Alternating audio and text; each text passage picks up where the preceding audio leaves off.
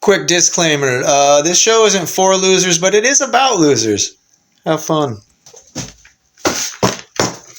Okay, so Donald Trump's still selling out the United States to Israel. We're all just sick and tired of this Candace, Owens, Erika, Kirk bullshit that's really going to go nowhere. And Israelis aren't Semites. I hope you're ready for this episode of Offensive Charm. So the Candace Owens, Erika Kirk situation has gotten extremely uninteresting and extremely boring. It's two broads talking about what they're going to talk about. I'm out. I'm done. I mean, we already know that Candace Owens was on a hit list.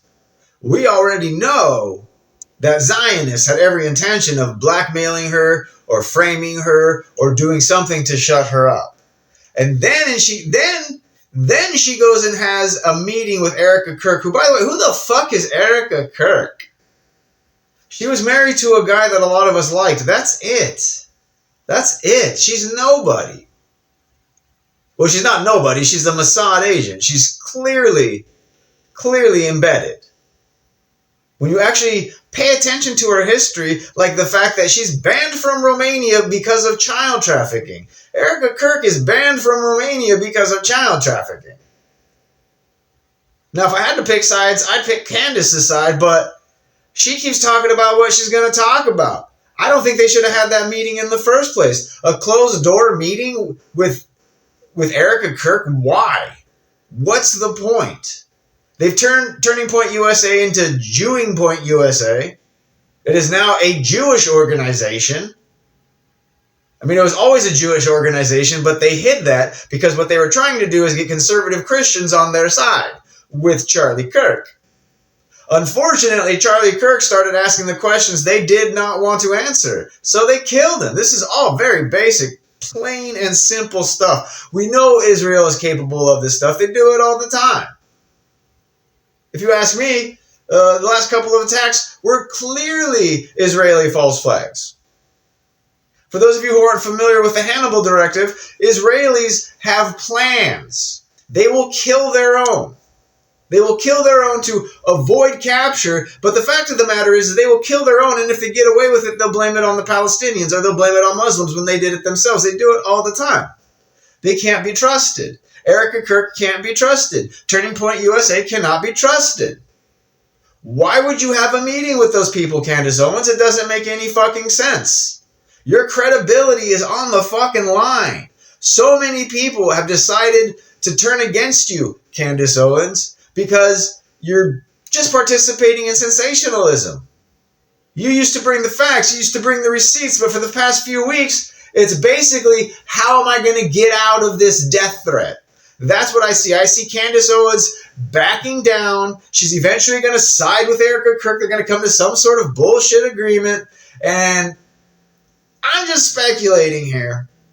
But I strongly fear something akin to a J.D. Vance, Erika Kirk presidential team with her as a vice president. Don't be surprised if some bullshit like that happens. Do not be surprised. We already fell for it once with Donald Trump. We're like, hey, we'll try somebody who isn't a career politician. And he fucked us even harder. We had to re-elect him to get fucked as hard as we did, right? Because in the beginning, he said he wasn't going to take special interest money. That's why people like me voted for him. Because he wasn't going to support AIPAC. He's taken over $230 million from AIPAC. How much does being president pay? I think it's $435,000 a month. That's way less than $230 million. That's why he's able to donate his pay, as he claims. He gives it away, doesn't even accept it. No, because Israel's footing the bill. And that money that he's donating is probably getting donated to Israel anyway, so they're just giving it back to him. This is pathetic. Now, I honestly suspect that the assassination attempt on Donald Trump's life, where his ear got shot or what have you, I believe that was Israel saying, get in line, and he got in line. That's just my speculation. I honestly believe that's what happened. They said, hey, we could have killed you. Next time it's going to go through your brain if you don't do what we say. That's who Israel is. We know they had a hand in killing JFK. This is fact by now. right? We're very familiar with their involvement in 9/11. These are all facts now. We're familiar with the dancing Israelis on 9/11. They told us exactly what they're going to do, and they did it. So why, Candace Owens, would you meet with literally the enemy? Because it wears mascara? This is fucking ridiculous. I mean, this is just pure sensationalism. I can understand this from Erika Kirk, but Candace Owens, you have a reputation to keep up, and you've lost it. People have been bailing out on you left and right for the past few weeks. I've remained no opinion about Candace Owens personally because I'm waiting to see what she produces, because she always has a habit of letting people dragging people, letting them think they're right, and then she'll hit them with a fact that'll prove them wrong. So I'm not entirely giving up, but I'm pretty damn close. It's nonsense. It's absolute bullshit nonsense. All right? Erika Kirk and TPUSA are going to be hosting a Hanukkah dinner? No. Now it's just Jew Point USA. Now it's just the Jewiest, disgusting Zionist bullshit that they were trying to protect without saying that they were doing so.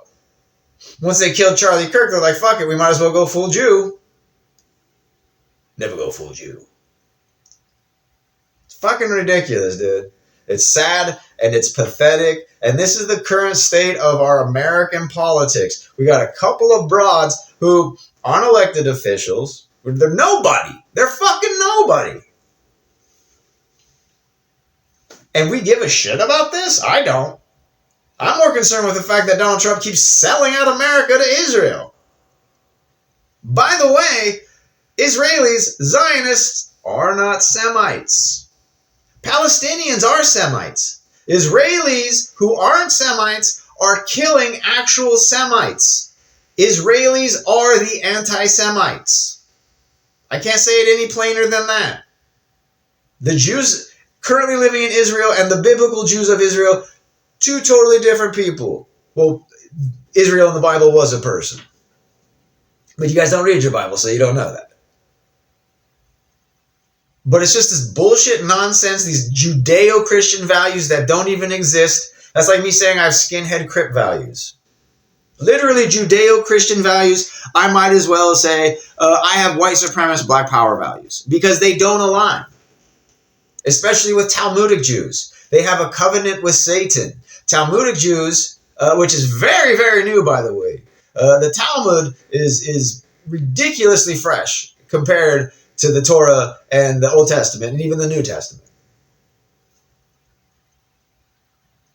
But according to the Talmud, Satan is just kind of like your loser friend, your drinking buddy who kind of gets you in trouble sometimes. And they say Jesus is in hell boiling in excrement. That's shit for those of you who don't know what excrement is.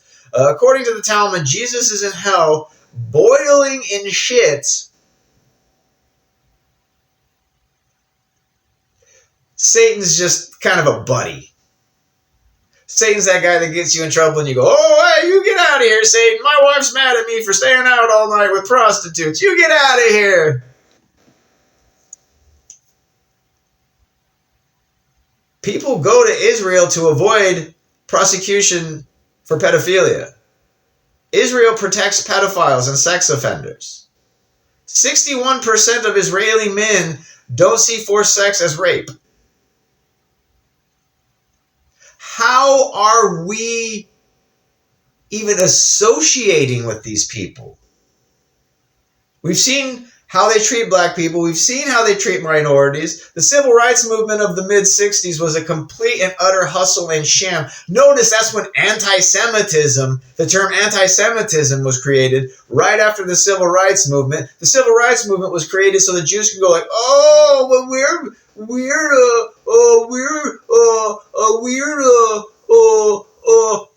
a minority too. But you have the majority of the power. You have the majority of the money. You have the majority of the sway. So you are a majority. Anybody with that much control, a foreign interest with that much control over the United States is not a minority. You know who the minority is actual Jews, non-Zionist Jews.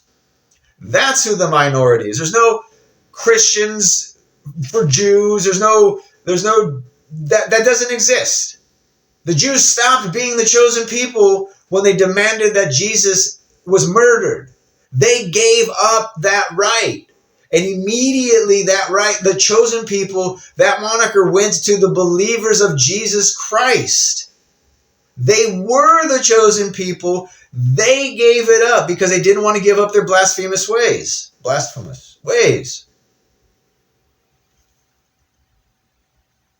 I mean, they are worse than the people they are claiming to protect us from. I don't like Muslims. I don't like Zionists. They all gotta go. But now we're currently dealing with a Zionist push to make Christians fight with Muslims. They want us fighting amongst each other. We don't have to fight. They have to go, but we don't have to fight. I'll fight Zionists. It's a disgusting just group of, they don't even believe in God. They don't believe in God, but they are sure that Israel was promised to them by God. They don't even believe in God. They don't practice. They don't go to synagogue. They think rape is acceptable. Pedophilia is acceptable. Read the Talmud. Pedophilia is acceptable. According to Zionists, pedophilia is acceptable. If a Jew in America is about to get prosecuted for pedophilia, they can move to Israel and there's no extradition. How are they our ally if they're going to protect pedophiles that escape American justice? That's not our ally. That's not our ally. Make it make sense. Seriously. I mean, these are real, actual issues. And you dipshits are going like, oh, I think I got a McDonald's coupon. Oh, free Palestine. From what? Free Palestine from what? There's what, 12, 13 other Muslim countries that they can move to, but nobody wants them. Maybe, just maybe, Palestinians and Zionists are both just awful. Why should I have to pick a side? Why? Right? That's like if Kansas City was playing the Seahawks. I don't give a fuck. Who cares? That's not my battle. I don't give a shit. I hope they both lose. Make it make sense. And all you dipshits are like, oh my God, oh, life is so unfair, all these rules and laws, oh, we're going to protest. You're doing nothing. Get signatures, change laws, promote politicians who have your best interest in mind. You'll see a change. But you guys can't even do that. So when it comes to global problems, you're completely fucking useless. You can't even control things in your own neighborhood. You can't even control things in your own county. You think defending criminals is somehow honorable. It is not. There are those of us who have honor and integrity, and then there's you guys. People out in the streets protesting, calling people fascists when you don't even know what fascist means. I don't care if you call me a Nazi. Honestly, based on what I now know about World War II, what I now know about the Holocaust, what I now know about Germany, what I now know about Hitler, I kind of want to be called a Nazi. Germany was 95% Christian. The Jews declared war on Germany in 1933. The Jews had brothels. They had sex stores where you could have sex with children in Germany. Germans wanted that out. The 95% Christian nation wanted pedophilia and rape and usury out. Now I'll say when it comes to the loaning of money, because a lot of people say, you know, as Christians, we're not supposed to loan money and expect any type of other money back. If you borrow $100, I can't, as a Christian, say, well, you got to give me 110. As a Christian, I say, here's $100, pay me $100 back. As a Jew, you say, here's $100, you got to pay me 125. And if you don't pay me by this amount, then we're going to start increasing the rate. And dipshits, Gentiles, Christians, dipshits, bear in mind, we've got plenty of Christian dipshits. They go, oh, well, I'll take this bad deal because I can get more money. These Christians only loan me $100, but these Jews will loan me $1,000 at 10% interest. It's $1,100. But there's all kinds of extra bonuses, right? They say, oh, you got 30 days to pay. If you don't, then we're going to charge more interest. And that interest is going to accrue weekly or monthly, maybe even daily. Our banking system is anti-Christian. Christians who loan money at a percentage aren't Christians. When I loan money, I expect exactly that amount back because I'm a Christian. But way too many Christians, way too many Muslims, way too many people, way too many Jews took the shit deal. And it affected the economy. Now, we have to say, to a certain extent, there is a personal responsibility that's not even being fulfilled here. You don't have $100, so you're going to borrow $100. You don't have $1,000, so you're going to borrow $1,000. But now you have to pay $1,100. You didn't have $1,000 in the first place. If you literally took that money, turned around and handed it right back to them, you'd still owe them $100. How, as a community, are we supposed to thrive? That's why the Jews thrive and morons fail. The majority of people complaining about the government, the majority of people complaining about ICE, the majority of people complaining about Donald Trump, they're fucking losers. They didn't even care what the APR is. They're paying 19, 24, 30%. They don't care. They don't get it. And now it's our fault that they can't pay their student loans. Let's not forget, millennials spend record-breaking numbers every year on convenience. Last year it was over $160 billion with a B that American millennials spent on convenience. The same people complaining that they can't pay their rent are setting record amounts for convenience. To have people clean up after you. To have people make food for you. To have people bring you food.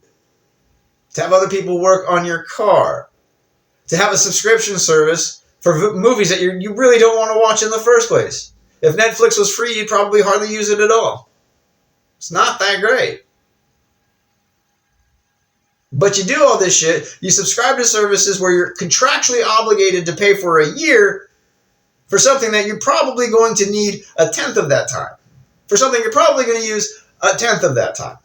But yet you want to complain about people that are doing more than you. Always be wary of people who complain about successful people. I don't hang out with people who complain about... If you're sitting there like, these fucking billionaires, man, these fucking billionaires. Do you know what Elon Musk said today? Do you know what Elon Musk did today? Probably something more prolific than you're going to do with your entire life. But do go on. Complain about people who are successful. I love it. Go ahead. Now, I understand I live in Southern California. Hopefully, people outside of Southern California see this because this really isn't for the people around me. This is about the people around me. I'm surrounded by losers. I'm surrounded by soft spines. I'm surrounded by cowards. I'm surrounded by people who, as an individual, have no opinion, have no anger. But once they're in a group, all of a sudden they're yelling and screaming and demanding. Just like the gangsters that I grew up around. When I see them by themselves, they be, hey, what's up, Blaine? How you doing? All right, cool, yeah, whatever. They give 3 or 4 of their friends, and be, what's up, white boy? Where you going right now? Like, to school, stupid. The place you should be going. That's how these fucking assholes are. Uneducated. They have no self-worth. Like, first and foremost, you have to build self-worth. Nobody's building self-worth. Mediocrity is the order of the day. Just a few years ago, I was complaining about why is everybody finding mediocrity okay? Like the local comedians here in Ventura County. Still telling the same jokes they were telling 3 years ago. Still doing the exact same shit. Still going through the exact same motions. Nothing has changed. The pathetic losers are still losing and being pathetic. The pathetic losers are still complaining about people who are succeeding. The pathetic losers do it to themselves and then blame everybody else. Well, I spent all my money on drugs and golfing and, well, now I have to sleep on my parents' couch. This is weird. Does that sound familiar? That's not me. I'm progressing. I'm saving money. I'm investing money. I've got my own place. I have 0 roommates. I don't have to sleep on my parents' couch like some people. I don't have to struggle to pay rent like some people. I don't have to wonder where my next meal is coming from like some people. I am a success, especially compared to the people who are saying I am a failure. Now, there was a time when I would let my emotions lead the show, and I would start to believe I'm a failure because I was surrounded by failures. I can't tell you how many times that when I finally got my shit together, and bear in mind, when I got my shit together, it was due to, having been in the military, getting sober, therapy, medication, effort, work, hard work, long, hard, lonely nights. Once I got my shit together, I realized that I was surpassing my friends who were telling me to get my shit together. They just wanted the convenience of having somebody around that they felt superior to. Because the second I picked up my shit, started getting my shit together, the second I was no longer a dependent, the second I became independent, they started telling me like, oh, you can't do that. You can't do this. You can't. I'm like, no, you can't do this. You can't do that. I can't tell you how many times so many of my friends would tell me I can't do something. I'm like, look, I've started down this path of success. I've started down this path of self-improvement. I'm not going to stop. And they're saying like, oh, no, that's good enough. Oh, no, that's good enough. You got your bills paid. There's food on your table. That's good enough. Don't progress beyond me. Those guys aren't my friends anymore. There's a couple who I just straight up tell to fuck off. There's one guy in particular, I told him, like, yeah, I'm going to fight this dude. He's like, oh, you can't do that. You can't do that. You can't fight him. I'm like, why not? He's like, well, he's bigger than you. I'm like, I fight people bigger than me all the time.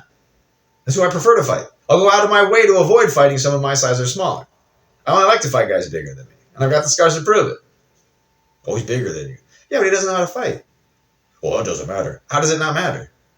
Right? We all have eyes. We all have throats. We all have noses. We all have genitals. We all have pressure points. We all have hair. Dum-dums think that just because someone's bigger, they're going to win the fight. I don't believe that. So many people go through life just being fat and pretending like they're tough. But the second you test them, they fold. That is most people. That's most people in Southern California. Like growing up, I was surrounded by gangsters where they'd be like, what you got a problem for? What you got a problem? You gonna fuck with me? We deal with it right now, man. What's up, man? You got a problem? Fuck with me? We deal with it right now. Fuck you, man. I used to think those guys were so tough, but they're not. They're cowards. That's literally being a coward. Talking about fighting isn't being brave. It's not being strong. It's not being tough. Fighting. You know, oh, you want to fight? You want to fight? You want to fight? No, you fucking fight. That's how these dumbass pussies are around here. That's how they do. Oh, you want to improve? Oh, you want to improve? Oh, you going to improve yourself? Oh, you going to improve yourself? Yeah, and I have been. Even my poker game has improved. And I'm one of the best players in the county. And it's gotten even better. I've got money invested. I've got money saved. That's not that much.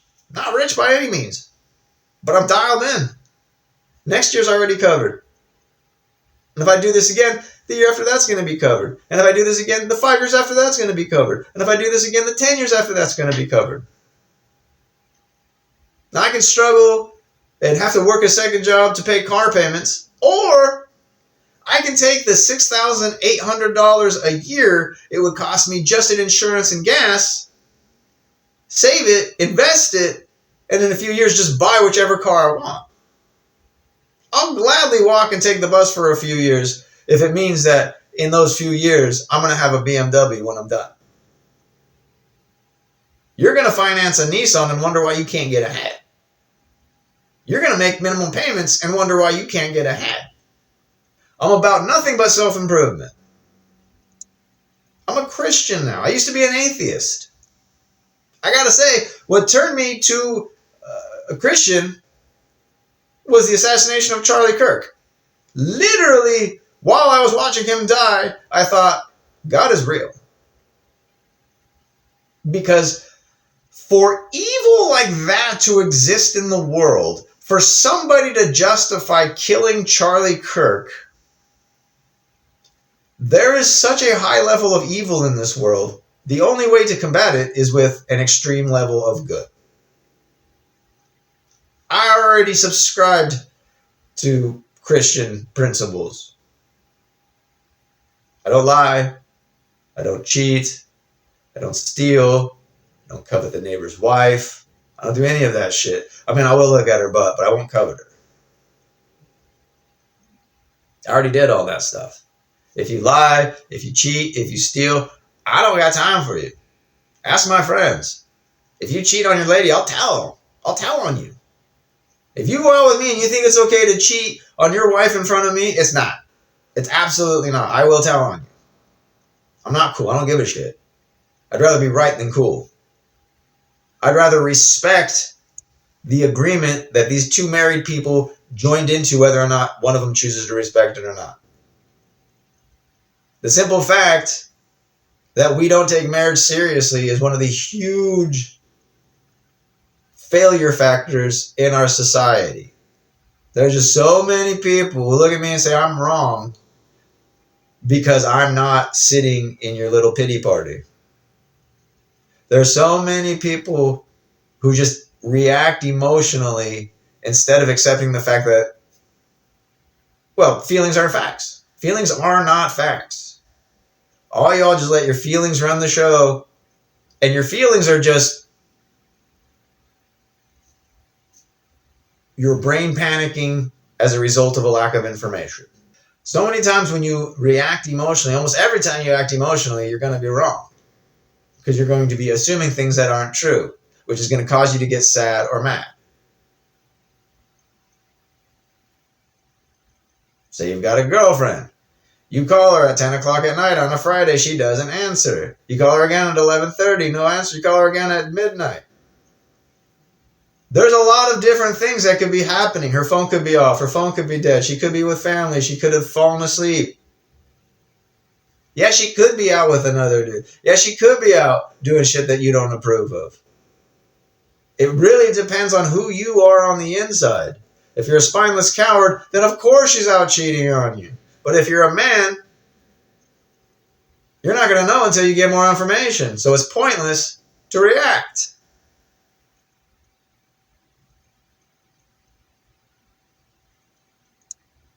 That's basically what a liberal is. Somebody who reacts to their emotions emotionally.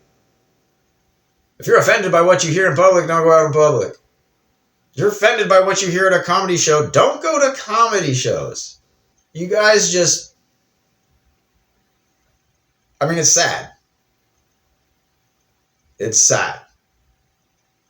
Like, I've lost friends to mediocrity. I've lost friends to fear of success. I guess I'll just appreciate my above average intelligence for what it is. For the most part, it's a burden. Because every day my intelligence is insulted. Every commercial insults my intelligence. Every advertisement insults my intelligence. Every special deal insults my intelligence. I'd like to have some sort of resolution. I'd like to say if we do this or what have you, but really what's going to happen is the forced class divide is going to be between the haves and have-nots. And the have-nots are going to blame the haves because they worked hard, because they sacrificed. The secret to a happy life, are you ready for this? The secret to a happy life is hard work and sacrifice. That's it. If you're worried about where you're going to be Friday and Saturday night, we're not talking about you. If you're worried about whether or not you have the freshest, coolest shoes or jackets, we're not talking about you. you're doomed to failure. A few years ago, I was complaining about mediocrity, and now we don't even get that. Now we don't even get mediocrity. I mean, what the fuck is Candace Owens and Erika Kirk doing? It's mediocrity. What the fuck is Donald Trump doing? Mediocrity, right? Well, whatever Israel wants is cool with me. That's not a hero. That's not a leader. That's not what I voted for. I'll be honest, I was really excited about his second term, and he fucked us. He fucked me, right? A secure border, refusing to take foreign interest money, mass deportations. That's what I voted for. None of those things are happening. Here's the resolution. I'm not voting for any politician who's taken AIPAC money. Not one. If I have a choice between two candidates who have taken AIPAC money, I'll write in a candidate. Or I just won't vote. Anybody who's taken AIPAC money cannot hold office. Now, is there some way they can make up for it? Yes. They can take the exact dollar amount that they received from AIPAC and donate it. Preferably to a Christian organization. Preferably to an American organization. Donate it to the Red Cross. There we go. That's simple and fair. Whatever you receive from AIPAC, donate it to the Red Cross. And then we might start taking you seriously. But I'm not voting for a single candidate who's taken AIPAC money. In fact, that was one of the reasons we voted for him, is because he refused. He flat out said, I will not take special interest money. Said that in 2016 he said that. And he clearly lied. Now maybe he's been a big pussy. Maybe Israel said, oh, we could have killed you, but we let you live. Now do what we say. I don't want a leader of the free world that has no spine. If you're the president, assassination attempts are just part of the gig. People wanting you dead is just part of the gig. And with Donald Trump's licking of Israelis' assholes, the entire world. Now we've got China and North Korea threatening Israel. North Korea and China are doing our fucking job. How pathetic is that, guys? So, hopefully this video is reaching people outside of California. If it is, feel free to let me know where you are. Hopefully it's reaching, other nations. I don't know. But let me just say, here in America, here in Southern California, we might as well just cut it off and let it sink into the sea. It's not America. So, I'm putting myself out here as a representative of what I believe. And I know there's millions of people just here in America alone that believe what I believe. And we need to create a network. Right? We need to make sure everybody knows that Israelis aren't Semites. Palestinians are Semites. Israelis aren't Semites. So if non-Semites are killing Semites, that's anti-Semitism.